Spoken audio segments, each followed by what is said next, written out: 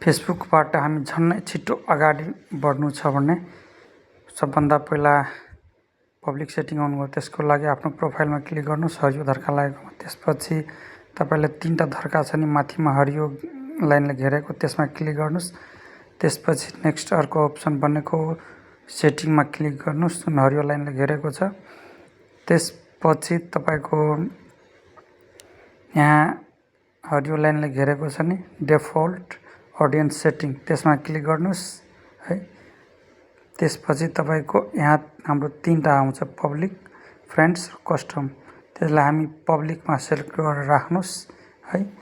र यसले हामीलाई के फाइदा हुन्छ भने हामी आफ्नो एक्सपिरियन्स, बोलेको नलेजहरू जुन पस्किन्छौँ त्यो छिटो हरेक मान्छेसँग कहाँ गएर हेरिन्छ, बुझिन्छ है। र यसबाट हामीले छिटो अगाडि बढ्छौँ र सहज हुन्छ बढ्नलाई अगाडि।